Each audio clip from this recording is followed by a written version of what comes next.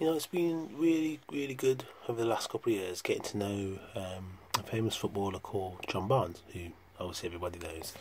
And the connection we've had has been through our kids' godparents.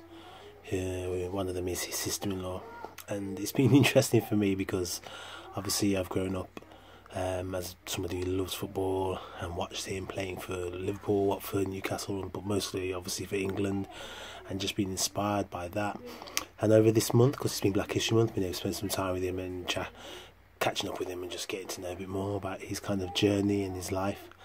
So I had the luxury of bringing him into work, and it was been really interesting to see how that worked, because there was that level of kind of starstruck and stardom, like as he walked into the building. I walked downstairs with him, and one guy walking up literally froze on the spot and just stared and said, "Oh my word, it's John Barnes."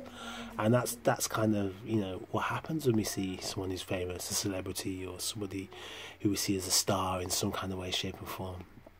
And it was great because John was, he was great. He embodied it, but he also interacted beautifully with everybody, and we just had some great times chatting through. And it just really made me think about my saviour Jesus, and just how that kind of concept of stardom and celebrity status that he actually did carry, but didn't show. It was really, really interesting. I mean, there's some real key stories where you saw the real kind of essence of who Jesus was in the Bible. One of them is the Transfiguration on the mountain, when he meets with Elijah and Moses, and when he comes back from that scenario, everyone's like, whoa. People are like, whoa, is this Jesus, this big, shining light, that's just, face is so bright, it's too much to behold, you've got to put your hands back. And that was the concept of him.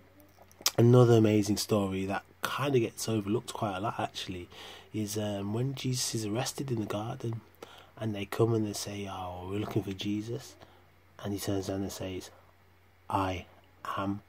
All the soldiers fall to the ground, because in that moment when he said those two words, suddenly the true nature of who Jesus was clear to them, and they fell to the ground in fear. Wow. And Jesus comes up to them and says, "What's the matter? Come and take me. I'm here, I'm ready. I'm humble. Come and take me as I am."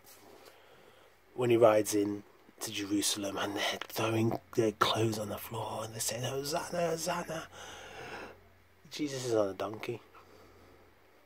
True humility. He shows real stardom in many occasions, many times where there was little glimpses of who he really was, came out and you saw that, and that really changed lives. But in all the time, he stayed humble.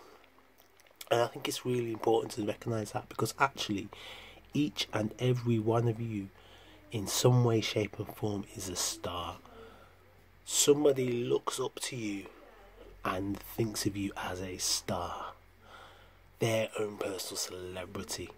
It may be as a parent, it may be as a child, as a friend, as a neighbour, as a teacher, as a policeman, as an office worker, whatever it may be, as a youth worker. Somebody somewhere is looking at you and going, "You are my celebrity star." And they may not say it out loud so you hear it, but they are doing that.